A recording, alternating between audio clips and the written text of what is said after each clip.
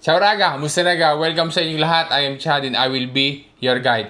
Titingnan natin Raga ang knowledge mo pagdating sa Carta Soggiorno. Alam mo ba na mayroong dalawang tipo ng Carta Soggiorno na tinatawag dito sa Italia?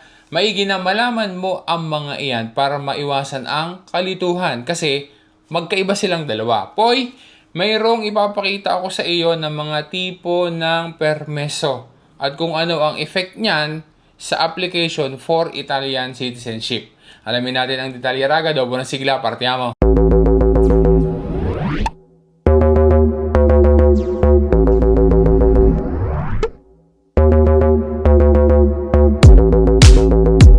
Diga dito sa Italia ay maraming tipo o kategorya ng permesso di soggiorno. Mainly, yan ay hinahati-hati base sa motivo ng pagpasok dito sa Italia o base sa paninirahan sa Italia.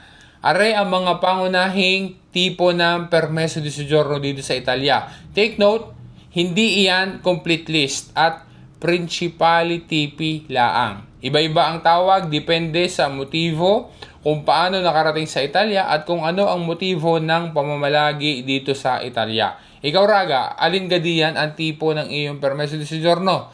Pansinin mo, yung dalawang tipo na nasa hulihan ng lista, dalawang magkaiba na tipo ng permesso di soggiorno, pero mayroong tumatawag diyan na parehas na Carta di Soggiorno. Ang tinatawag ng karamihan na Carta Soggiorno na pwedeng applyan kapag ka naka 5 years nang mayroong permesso di soggiorno plus yung iba pa ng mga requirements kagaya ng sapat na reddito at commonly applicable sa mga estranyeri na pasado dapat doon sa test lingua italiana na livello ay A2.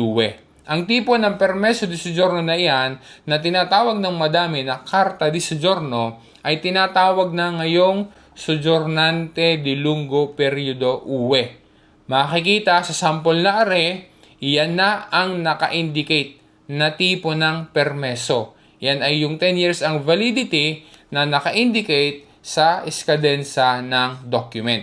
Samantalang yung isa naman na Carta di Soggiorno din ang tawag, para naman iyon doon sa mga familiari a carico ng mga Italyani o citizens ng European Union. Halimbawa, ang asawa ay Italian o kaya naman ay Italian ang magulang o Italian ang anak o maging Italian ang kapatid.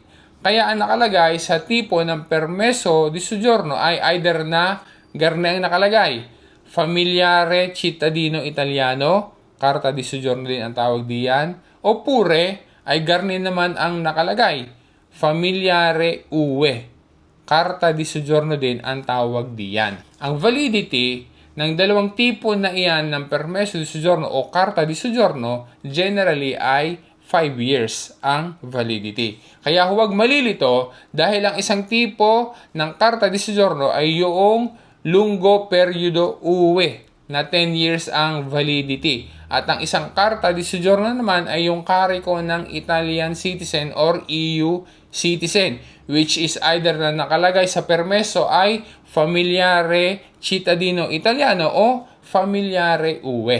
Ano naman ang effect ng Carta di Soggiorno sa pag-a-apply ng cittadinanza italiana? Allora, kapag ang tipo ng Carta di Soggiorno ay garneng soggiornante di lungo periodo UE, sa pag-apply ng cittadinanza italiana kahit na per residenza o per matrimonyo man, exempted na sa B1. Ibig sabihin, no need na mag-exam at pumasa sa livello B1 ng Italian language, sapat na ang pagkakaroon ng permesso na soggiornante di lungo periodo UE kapag ka mag-a-apply ng cittadinanza italiana.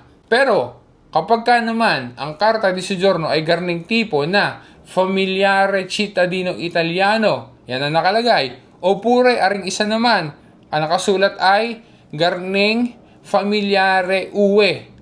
Sa pag-apply ng cittadinanza italiana kahit na per residenza man o per matrimonyo man, requirement pa ang sertifikato ng B1. Ibig sabihin, kailangan pa na mag-exam at pumasa sa livello B1 ng Italian language. Ikaw Raga, exempted ka ga sa B1 o hindi? Yan ba ang hindrance kaya hindi ka pa makapag-file ng application for Italian citizenship? Kasi kailangan na pumasa sa B1 medyo hirap pa sa Italian language. Banggitin lang ulit natin na exempted din sa B1 kapag ka mayroong Accordo Integrazione, nag-aral dito sa Italia at mayroong diploma, mga PWD na sertifikato na mayroong grave deficit para matuto ng lingwa, at mga estranyeri na mayroong titulo di studio na recognized ng MAICI o ng MUR. So kapag ka mayroong mga ganyan, either just sa mga binanggit natin yan, ay exempted na rin sa B1 kapag ka mag-a-apply ng Italian citizenship. Additional reminder, hindi kailangan na magkaroon ng Carta di Soggiorno para makapag-file ng application for Italian citizenship. Kahit na holder ng normale na permesso di soggiorno ay pwedeng mag-file, pwedeng mag-apply ng Italian citizenship. Kailangan nga lang ng sertifikato ng B1 kung hindi kasama doon sa mga nabanggit kanina na exempted sa B1. Additional na info, kapag pagkukumparahin yung livello A2 at saka yung livello B1 ng Italian language para sa pag-take ng exam na iyan ay mas mahirap yung B1 kaysa sa A2 na livello. So yun raga, sana ay nagkaroon ka ng idea at umaasa ako na naging malinaw sa iyo yung pinag-usapan natin na information sa video na ito. Maraming salamat sa panonood mo at sa patuloy na pagsuporta mo. Sana ma-share mo rin sa iba para magkaroon din ng information ang mga kababayan natin dito sa Italia. Once again, this is Chad, and always remember, Chad will guide. Grazie raga, alla prossima!